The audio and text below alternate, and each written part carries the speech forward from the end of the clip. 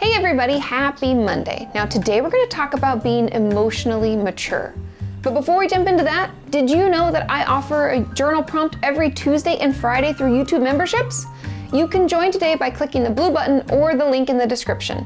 And it's only $5 a month. Okay, now let's get into today's topic. Emotional maturity is the key to any and all healthy relationships. If we aren't emotionally mature, we can sabotage things and suffocate within our own negativity. And that's why today I want to walk you through the 6 signs that you are emotionally mature. And obviously, if this is something that you're struggling with, use some of these signs as tips for how to get yourself back on track. Because I'll be honest, we all need reminders of how to be more emotionally mature from time to time. Now, the first sign is that we have healthy boundaries. And I know I talk about this a lot, but it is so important to the health of ourselves and our relationships. We need to know what we're okay sharing with someone, how often we want to see them or be available to them, and when we have to put ourselves first. So often I see people chatting online as if boundaries are in some way offensive to them. And just trust me, they are not. If you find yourself feeling that way, I would encourage you to talk about it in therapy. Because chances are you struggle with enmeshment and codependency, all of which can be worked through in therapy. Now, the way to set up boundaries is to first assess what you're okay and not okay with. And if there needs to be some changes in how we interact with other people in our lives, I'm sorry, but we're going to have to make time to talk with them about it. And it can be just as simple as, hey, I just wanted to let you know that I'm working really hard on myself right now, so if I seem a bit distant, that's why. And it has nothing to do with you. It's more about me and the work that I'm doing, okay? Keep it simple like that. And I have other videos all about boundaries. So if you need more guidance with this one, just search Katie Morton Boundaries on YouTube and they'll all come up. The second sign is that we're able to identify our emotions. I mean, if you think about it, there's no way we can be emotionally mature if we don't even know what emotions we're having. So start paying attention. If you want to cry or scream for what seems like no reason, we've all been there, consider what's been going on and how you feel. Are you hurt? Maybe overwhelmed? Whatever it is, make sure you work to identify it. And print out some feelings charts. You can just Google that and print them out and start selecting 3 to 5 emotions that you felt today. And you can do this right before bed or when you get home from work or school. Just making time to name them can, in its own way, validate it. And you'll be surprised how very healing that can be. The third sign is that we're able to admit when we are wrong. I know that person was a total jerk and they deserve to get yelled at, but just because someone else did something doesn't mean that we have to react in that way. I know. We should always be able to apologize for our part in a situation or argument. Sure, it can be hard, especially if we're still upset. But if we've done something to hurt someone else or said something that we regret, those who are emotionally mature are able to put their ego aside and apologize. Being stubborn or passive-aggressive about a situation doesn't lend to a solution.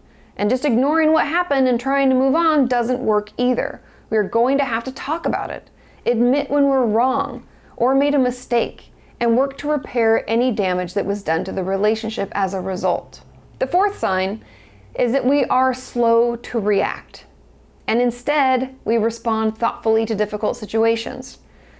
Sure, they said something that really got under your skin, and you want to put them in their place. But someone who's emotionally mature is able to slow their reaction down so they don't say or do something that they can't take back. I also call this utilizing your wise mind. Very DBT of me, I know. But when I'm able to successfully do this, I can sometimes even see where this person's upset is coming from. It could be that they're not emotionally mature and they're lashing out because of something else that happened in their day that they just really weren't able to even identify or process. Or maybe I know about their upbringing and know their over-the-top reaction is coming from there. There are so many reasons people can lash out, yell, and try to get a rise out of us.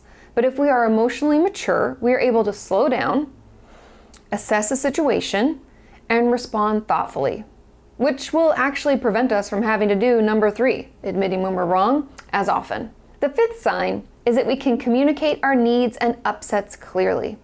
This could be as simple as telling your friend that you really need her to go with you to that party, or letting your spouse know that what they said was hurtful. People cannot read our minds. I know that would make life a lot easier in some ways, but we are going to have to get better at communicating with one another. It's okay to disagree, to talk it out, be hurt or upset, but that doesn't mean we have to lose our cool, shout, or call each other names.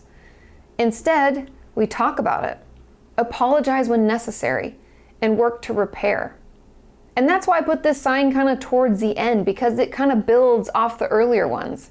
And I know it's hard to communicate our needs and upsets sometimes because it means we have to be a little vulnerable and let people in, but what are relationships if we don't do that?